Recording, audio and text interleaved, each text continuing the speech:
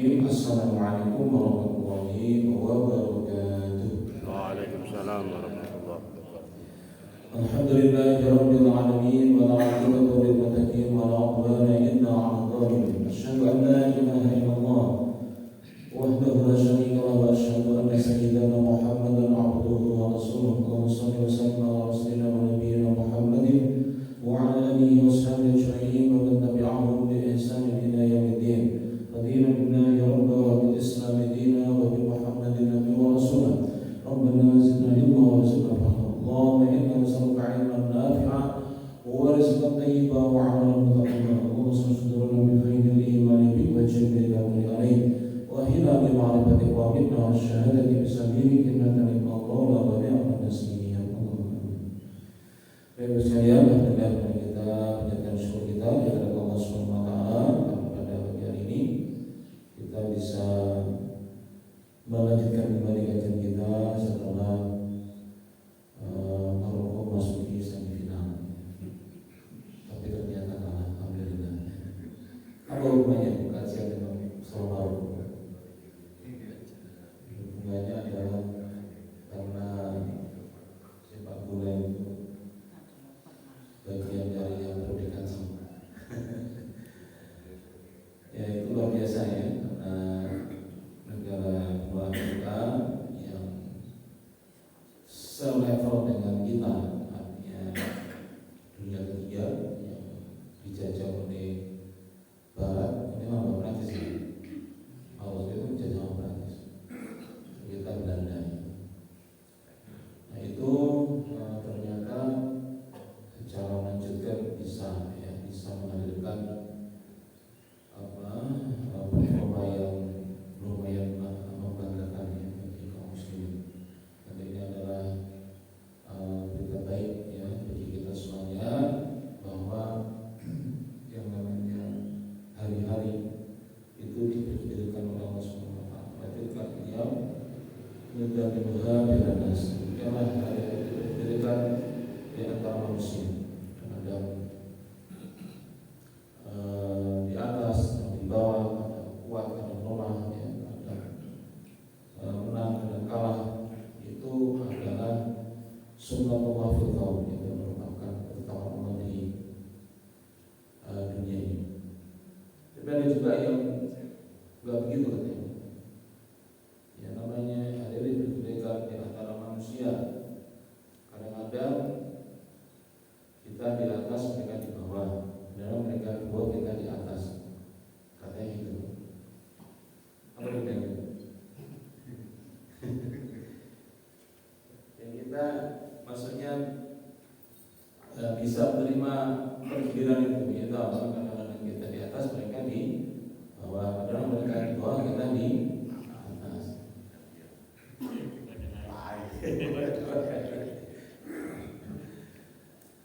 Ya, baik, bab yang keempat tentang sifat hadis taharah, yakni at-tayammum, ya sifat tayammum.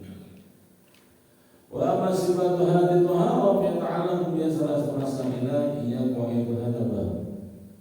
Tentang sifat tayammum, sifat itu bisa juga disebut dengan tata cara, kaifiyah. Itu ada 3 pembahasan. Permasalahan yang menjadikan berbeda pendapat maksudnya ya. Yang pertama, ikhtilaful fuqaha fi haddil aidi allati amara Allah bi mashiha fi tayammum fi qawlihi famsahu bi wujuhikum wa aydikum minhu.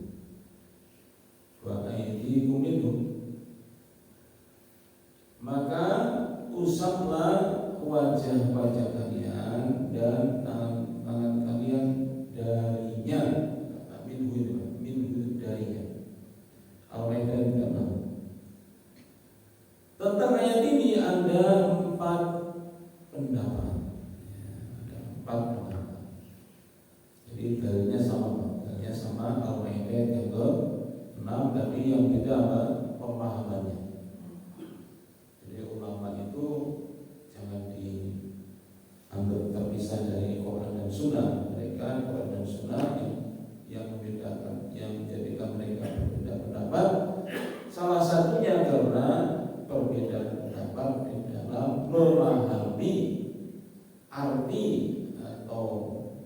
tafsir dari ayat Al-Quran. Contohnya Al-Maidah ayat ke-6 ini. Pendapat yang pertama, anal haddal wajibah fi dzalika huwa haddul wajibu bi ainihi fil wudu'i.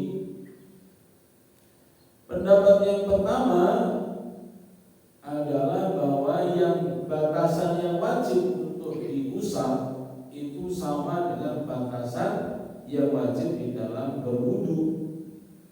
Wa huwa ilal marafiqi, karena wudu itu tangan itu sampai dengan siku, maka berarti tayamum juga sampai dengan siku.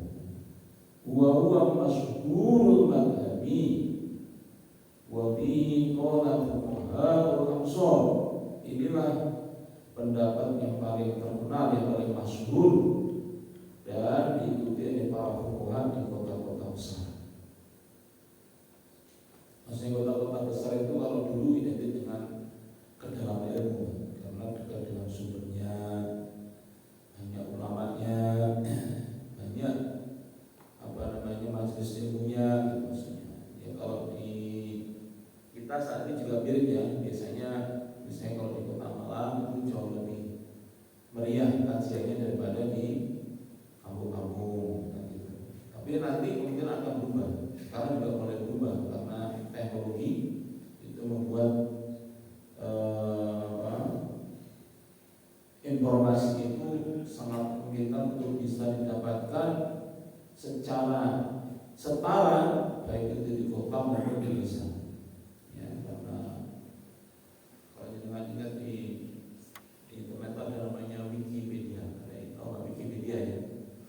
Wikipedia itu yang sekarang menjadi semacam rujukan internasional dalam informasi, ya, semacam ensiklopedia. Itu mungkin banyak yang belum tahu siapa yang membuatnya. Yang membuatnya adalah seorang ibu-ibu yang ada di sebuah desa jauh di Perancis Selatan. Kayak gak nyambung. Jadi dia itu di desa banget di Perancis Selatan kan saya gitu. Ibu-ibu ya, mesti berangkat saya gitu. Yang punya pikiran begitu, ingin membuat ensiklopedia yang bisa disuntik, bisa dikolaborasikan oleh siapapun sedunia. Sekarang ternyata menjadi besar. Itu contohnya. Tapi itu kan masih 1-2 orang. Lama-lama nanti banyak yang bisa menghadirkan ilmu, informasi yang manfaat, walaupun mungkin di desa yang terpencil sekalipun, selama ada akses internet. Ini pendapat pertama adalah ketika mengusap tangan dalam tayamum itu batasannya adalah sampai dengan siku. Itu yang masyhur, yang umum, maksudnya yang terkenal. Di mana-mana itu yang dipakai pendapatnya. Maksudnya apa? Itu adalah pendapat, bukan pendapat kosongan, tapi pendapat yang didasari atas pemahaman ayat ke-6 dari surah Al-Maidah. Jadi jangan dipisah. Wal qawlusani, pendapat yang kedua, annal fardhu huwa maslu kaffi faqat. Wa bi qala al-dhairi wa al-hadisi. Pendapat yang kedua, yang wajib untuk diusap itu hanya telapak tangan saja, atau mungkin lebih terangnya lagi itu sampai ugel-ugel, sampai pergelangan tangan. Ya. Ini adalah pendapatnya Ahlul Dhahir, yaitu menganggap Imam Dawud Al-Dhahir dan juga para pakar hadis. Ini cukup sampai pergelangan. Wal qawlusani pendapat yang ketiga, al-istibahu ila mirfaqaini terbalik. Wal fardu al-kafani wa marwiyun an maliki. Pendapat yang ketiga, disunnahkan, dianjurkan sampai dengan siku, tapi yang wajib cukup sampai dengan pergelangan tangan saja. Ini madzhab Maliki. Adapun yang keempat, annal fardhu ila manaqib wa huwa syadun warwiya an-Zuhri wa Muhammad bin Maslamah. Adapun pendapat yang keempat itu yang wajib itu sampai dengan bau. Ini sampai ke sini.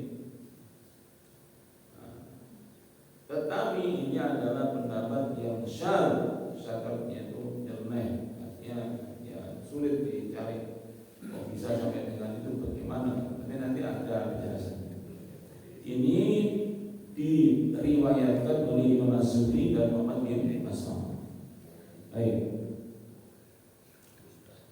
Mengapa bisa terjadi beda pendapat sampai dengan 4 kali? Jadi kalau disebut tadi maka masyhur berarti yang pertama itu madzhab Asy-Syafi'i. Ya, yang jelas madzhab Asy-Syafi'i dan kemudian ada madzhab Hanafi, kemudian yang kedua adalah madzhab Al-Zahiri, yang ketiga madzhab Maliki, yang keempat baru yang lain.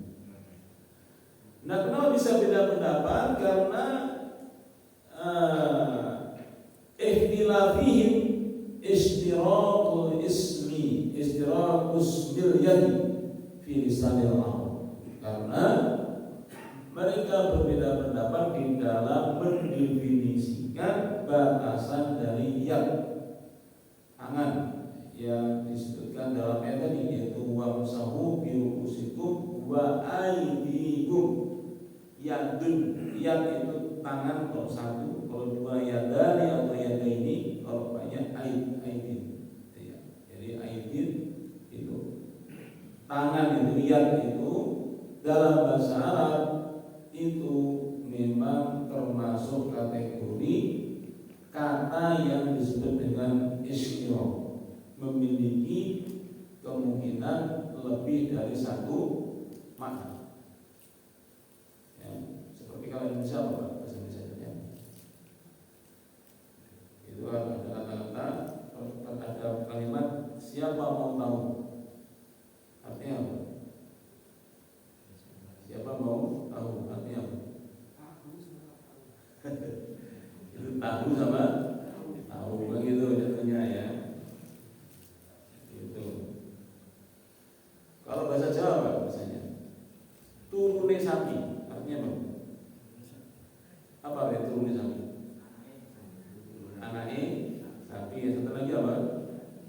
Tidurnya sapi. Turune sapi. Turune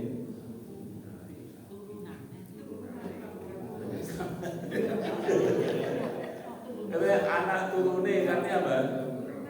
Keturunan kan apa? Turune sapi.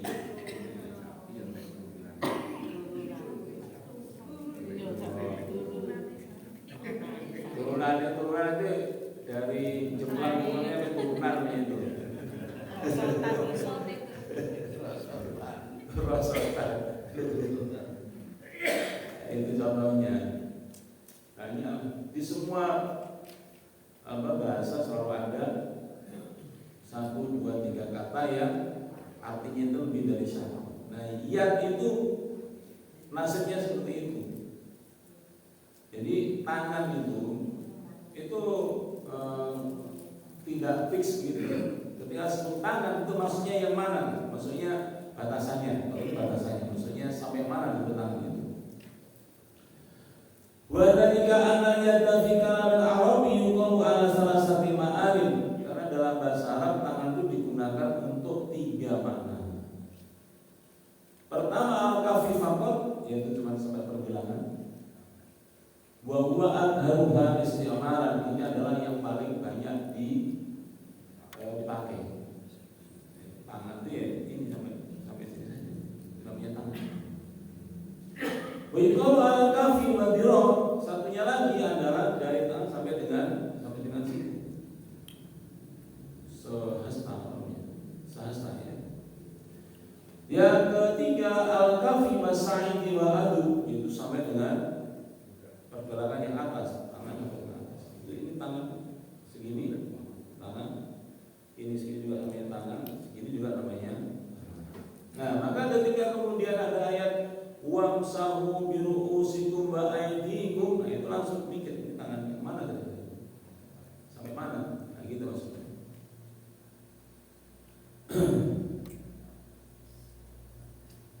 Nah, terus nanti biasanya kalau yang tidak mau mikir itu, ya itu kan menurut bahasa Arab. Kalau Rasulullah bagaimana?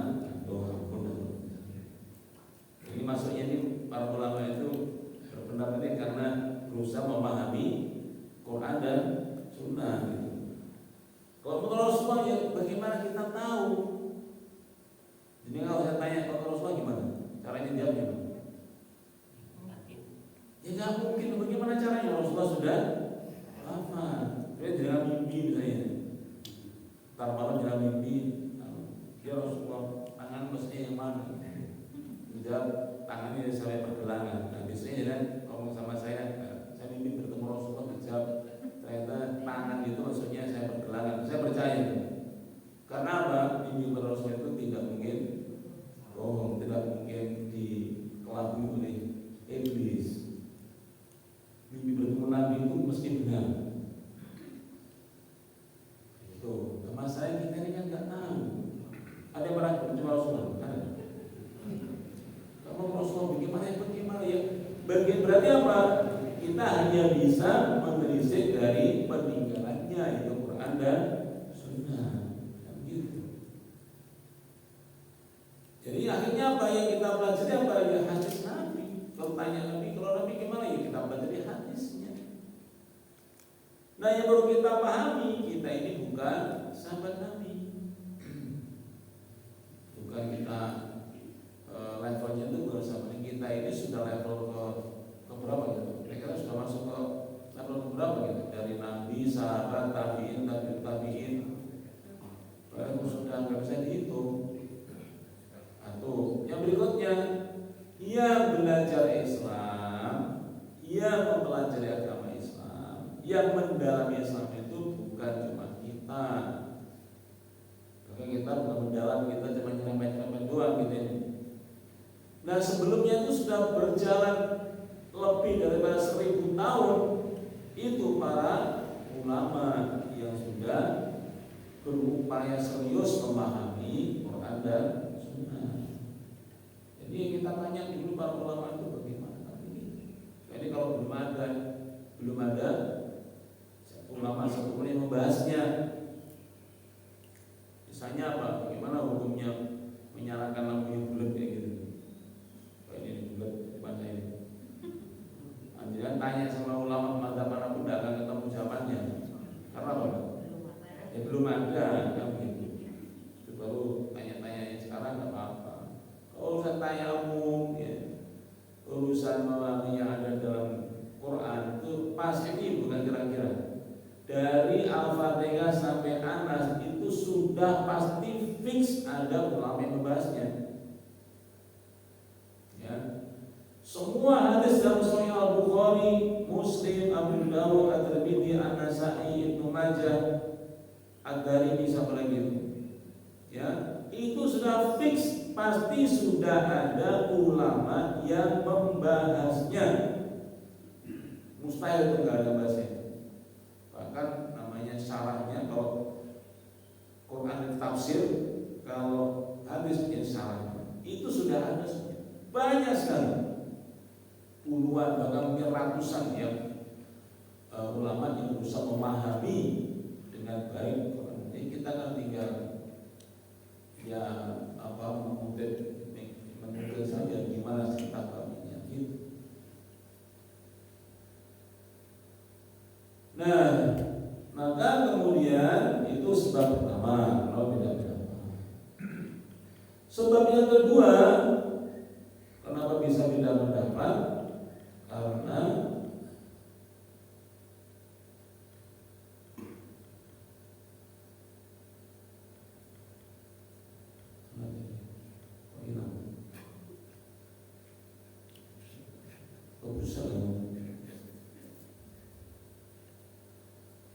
sebab yang kedua, ikhtilaful athari fi dzalika wa dzalika an hadis Ammar al-masyhura. Hadis Ammar al-masyhura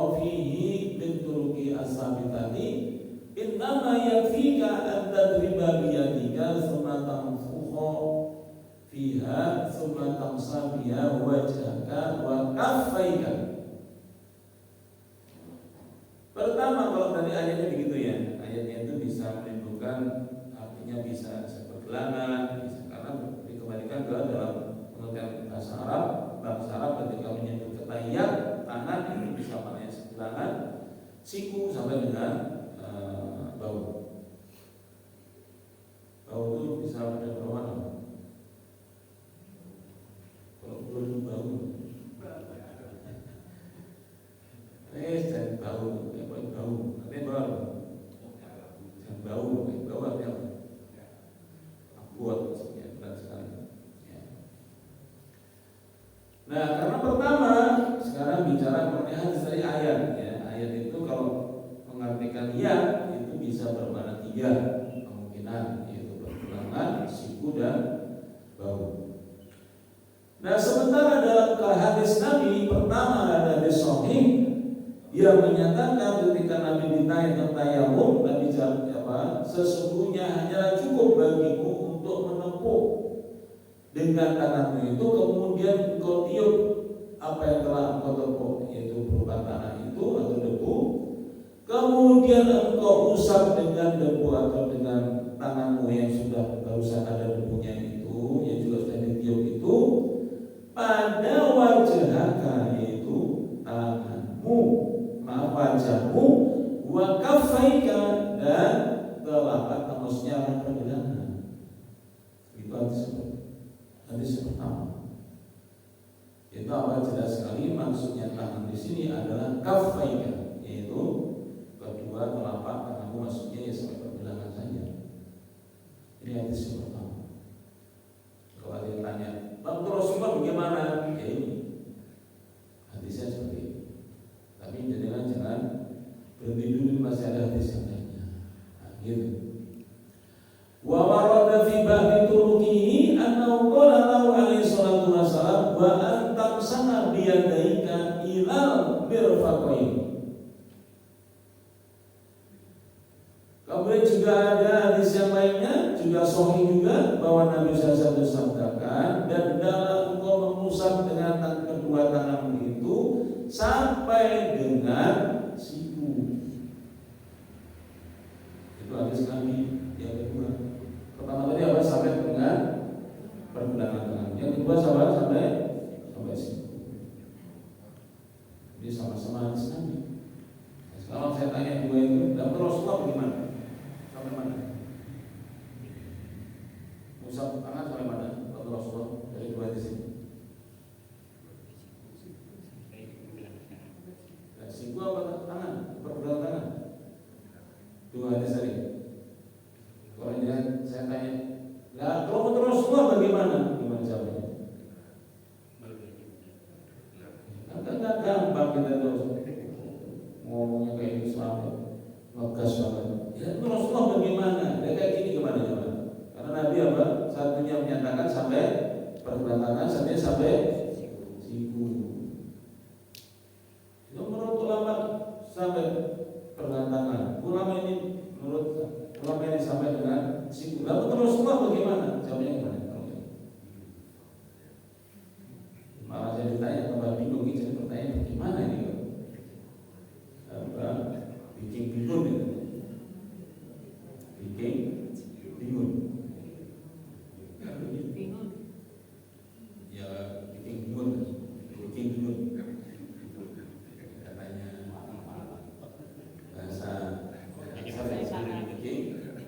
Bikin bingung kan? Ya, karena Nabi itu menyebut dua-duanya itu disebut, itu masalahnya. Jadi nggak gampang kita ngomong. Menurut ulama sini, menurut madhab ini sampai pertentangan, madhab satunya sampai situ. Lalu terus bagaimana? Aku pernah kalau caranya. Ini ngerti nggak masalahnya? Kedudukannya Nabi itu di mana? Kedudukannya ulama itu di mana? Nabi itu sudah wafat, hadis yang jadi objek pemahaman, objek kajiannya ulama. Dan objek kalau dibandingkan sama subjeknya bagaimana? Subjeknya ulama yang mengkaji objeknya apa? Hadis Nabi, ya Quran. Terus ditanya, Lihat menurut ulama, lihat menurut Nabi bagaimana? Oh ya Allah, bagaimana ini? Paham gak ini dengan masalah ini? Dan masih banyak kita yang juga kayak gitu. Seolah Nabi itu sendiri, ulama di sisi yang lainnya lagi, yang gak berhubungan ini kata apa? Fitnah. Padahal mereka sehari-harinya apa? Bebas Quran dan Sunnah. Yang subjek yang objek dibandingkan bagaimana? Mendingan nyanyi lagunya Farel, yang itu gimana? Ya mau dibanding-banding ini tidak bisa. Kan begitu. Tidak cocok itu. Subjek sama objek dibandingkan. Ya nggak akan ketemu karena memang bukan begitu. Kalau membandingkan itu apa? Kalau membandingkan yang mau jujur gimana? Bukan ulama dibandingkan dengan Nabi, bukan, tetapi membandingkannya adalah sesama ulama. Itu baru fair. Gitu. Namanya apple to apple. Kenapa? Karena kita di Malang terus apple sama apple, kira-kira apple to apple ya setara. Kalau di Arab mungkin bukan apple to apple, apa itu? Kurma. Dit ya, kurma ya, gitu. Nah ini kok bisa suruh bandingkan antara apel sama kurma itu bagaimana ini? Ya. Atau apa namanya? Kalau di pengadilan misalnya ini, suruh bandingkan. Kalau menurut terdakwa begini, kalau menurut hakim begini, lah yang benar yang mana? Yang menurut hakim ini kan bagaimana hakim sama yang terdakwa di perbandingan itu bagaimana? Karena cocok. Kalau memang menguji ke keabsahan hakim itu ya putusan itu dibandingkan dengan putusan yang setara, ini jurisprudensi misalnya. Gitu baru kemudian namanya apa? Kita penyakit itu masih mengejar luar biasa di hubungan. Jadi apalagi dia mengatakan dan Rasulullah bagaimana? Emangnya dia pernah ketemu sama Rasulullah bisa langsung itu bagaimana? Dan itu pede sekali ngomong. Soalnya dia pernah ketemu Rasulullah. Mungkin pernah atau barang kemana mungkin apa namanya dia ke sana saya nggak tahu. Ya Rasulullah itu barang saya tanyanya ada beberapa pertanyaan umat itu kamu jawab. Tidak mungkin. Kita ngomong Rasulullah itu mesti maksudnya ya ulama yang dia setujui. Jujur aja begitu. Yang bilang Rasulullah. Mesti menurut ulama tertentu, tapi dia nggak ngomong siapa ulamanya. Tapi dia yakin benar, akhirnya dia langsung ngomong bebas ini menurut Rasulullah. Ini adalah dalam hukum namanya betakum. Maksudnya apa? Mendakwakan sesuatu pada dia melakukan bukan dia melakukannya, hanya klaim saja. Atau bahasa namanya klaim saja. Itu yang kedua, berarti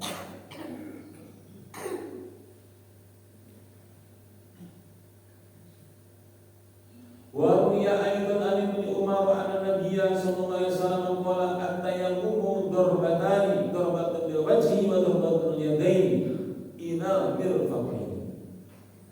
Ini juga ada tambahan hadis dari Ibnu Umar di Sahih yang menyatakan Nabi itu ketika tayamum itu ada dua pukulan tepukan maksudnya tepukan untuk wajah, tepukan untuk kedua tangan sampai dengan siku. Ya, dua hadis tentang siku ya. Boleh aidan min tariq Ibnu Abbas wa min tariq ghairihi wa taba jumhur ila tarjih hadis al hadis Ammar Sabit min jihati al-qiyas. Ahni min jadinya sitaymi ala wudu'i bahwa bi'aini hamalahu ala anna adamu bila bersediadi al-kami ala dibagi adab dan kabisaya. Nah dari dua hadis maksudnya ada dua jenis hadis tadi, yaitu hadis yang pertama itu yang menyebutkan tayamum itu hanya sampai dengan pergelangan tangan, sementara dua hadis yang berikutnya tadi adalah menyebutkan Nabi kalau tayamum itu sampai dengan mirfaqaini, sampai dengan kedua sikunya.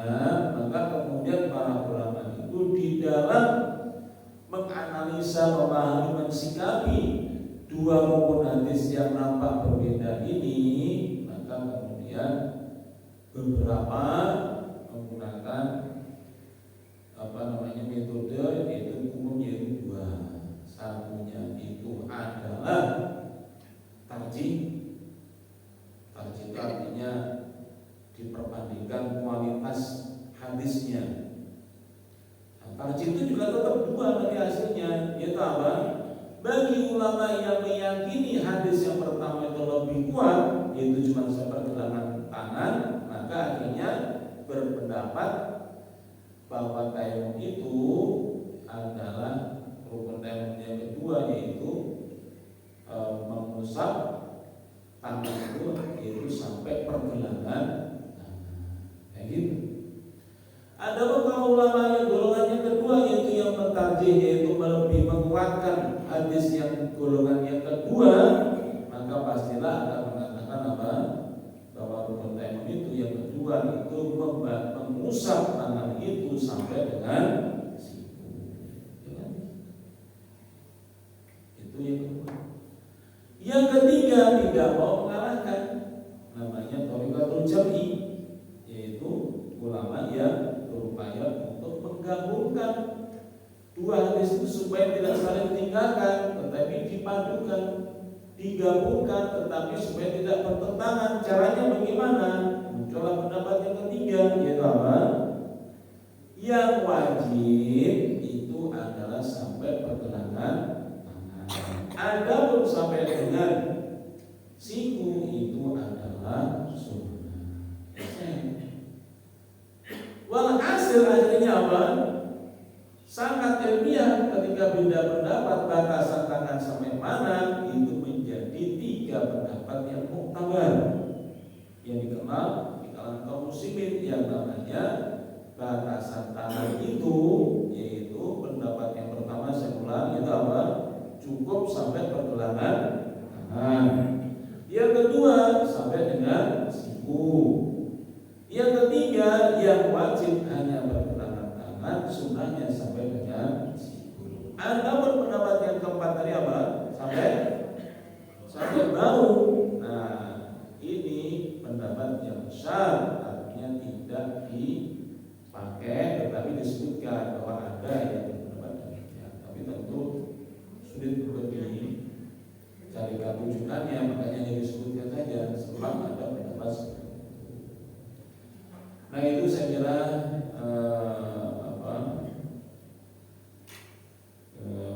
mengenai permasalahan yang pertama, yaitu mengenai, ya saya singkat ya, saya pertama mengenai batasan tangan dalam ayat itu, prinsipnya terbagi menjadi tiga pendapat.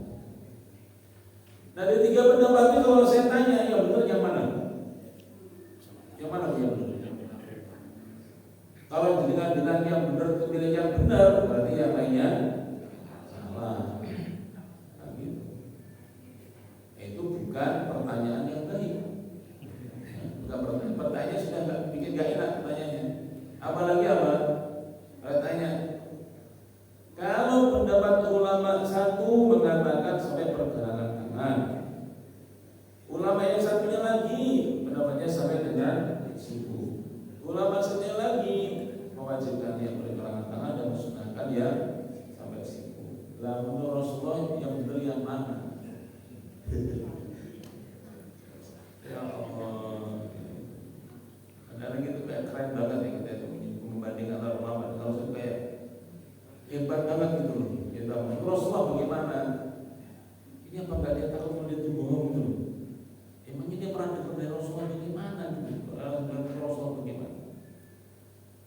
Ulama itu sudah mengkaji hadis Nabi, sudah dikaji semua. Berarti apa? Kalau kita mau fair, sebenarnya tiga-tiganya dari Rasulullah.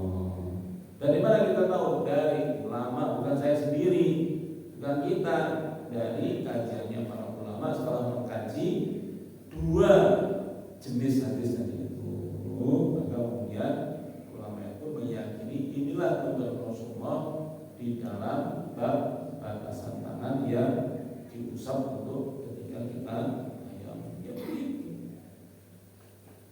usah dibandingkan antara ulama dengan Rasulullah gitu.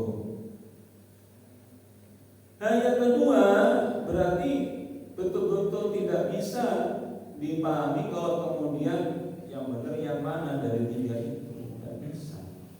Kalau kita mau jujur, gimana cara kita sebut yang benar yang mana?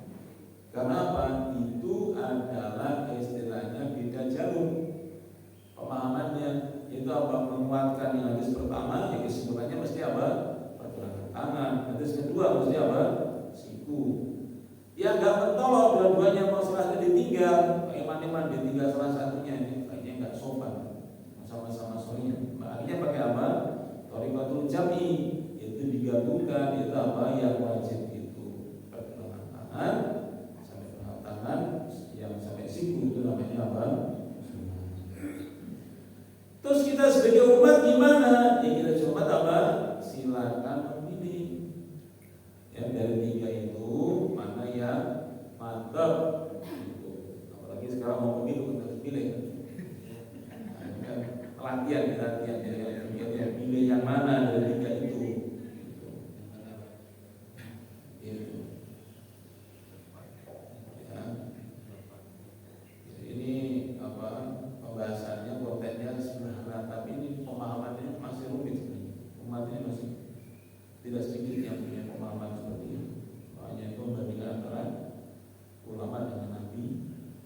Kemudian setelah itu disebutkan dari pendapat tiga pendapat itu yang benar adalah yang sangat pertama. Aduh ya Allah, ini kok mentalanya,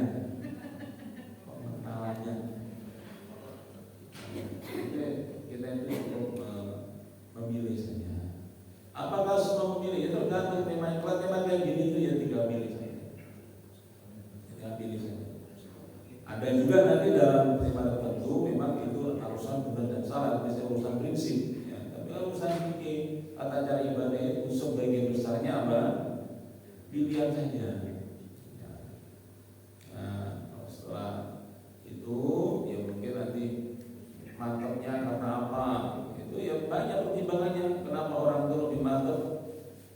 Misalnya yang pertama, itu pertimbangannya macam-macam juga. Pertimbangannya habis dengar kajian, misalnya. Yang kedua apa?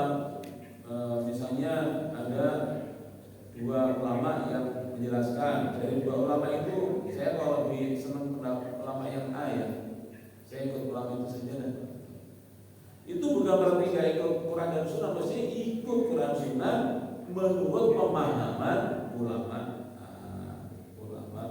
menurut pemahaman madhab Hanafi, madhab Maliki, Syafi'i, Hambali, dan seterusnya ada 11 lengkapnya yang masuk paham.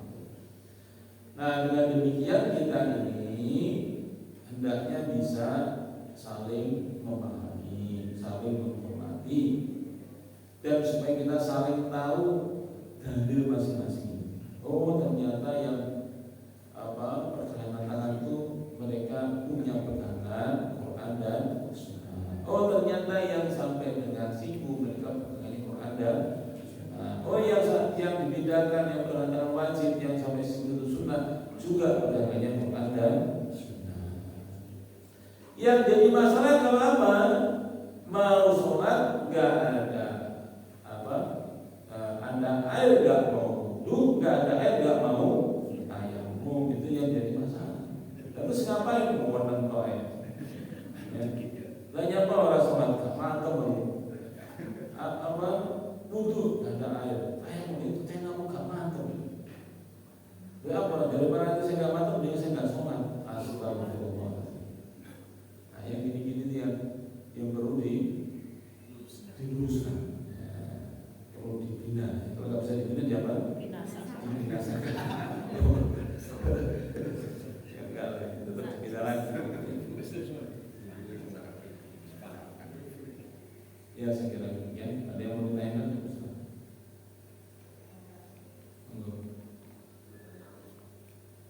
Yang benar yang mana? Dari yang mana?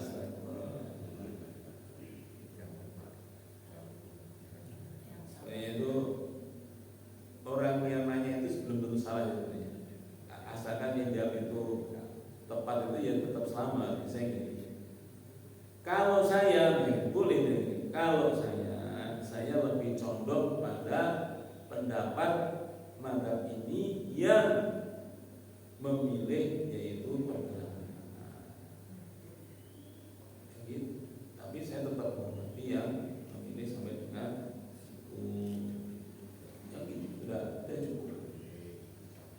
Karena kemantapan itu memang gitu. Justru iman itu begitu. Iman itu kan percaya. Maksudnya sudah dipercaya dengan siapa kan?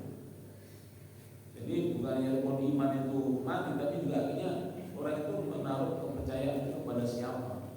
Kan gitu. Dari 3 pendapat 3 ulama, karena kayaknya yang nilai pendapat yang kedua itu kayaknya tetangga saya. Kayaknya kalau saya nggak ikut pendapat tetangga saya, boleh aja. Yang penting kalau dalam konteks ini ya, yang penting 3 pendapat itu tidak keluar dari 3 itu. Satunya lagi, kalau saya nggak punya tetangga yang pilih gitu, atasan saya pakai berdatangan, ya udah ikut berdatangan atasan saya.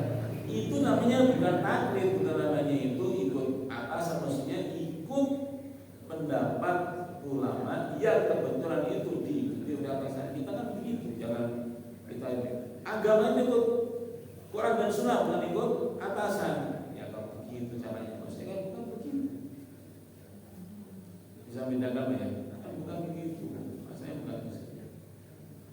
Karena kenyataan itu kita nggak bisa. Bahkan kalau kita mau katakan hadis ini sahih, pertanyaan saya itu memang pernah kita teliti sendiri. Hadis ini sahih, kok tahu dari mana? Saya pernah teliti sendiri. Yang benar, yang benar. Kadang-kadang apa? Menurut kan begitu, kan ini sahih menurut Al-Albani kan begitu. Nah ada kita sebut sahih itu mutlak itu nggak bisa, kecuali dengan tadi itu dengan mimpi bertemu Rasulullah. Ya Rasulullah dari 2 hadis ini yang sahih yang mana? Yang dari engkau yang mana ya Rasulullah? Yang pertama siap laksanakan kan gitu. Lalu kita bilang yang sahih itu ini, yang nggak akan nyampe, nggak nyampe. Mesti kita apa? Menurut Al-Albani, menurut At-Tirmidzi, menurut Al-Bukhari, menurut Muslim. Ya mesti begitu. Maksudnya setelah diteliti, dikaji dengan serius oleh ulama-ulama yang kompeten di bidangnya dalam bidang takhrij hadis. Langsung aja, langsung apa? Ini hadis ini sahih. Menurut siapa? Ya menurut Rasulullah. Kapan didengarkan Rasul bilang sahih?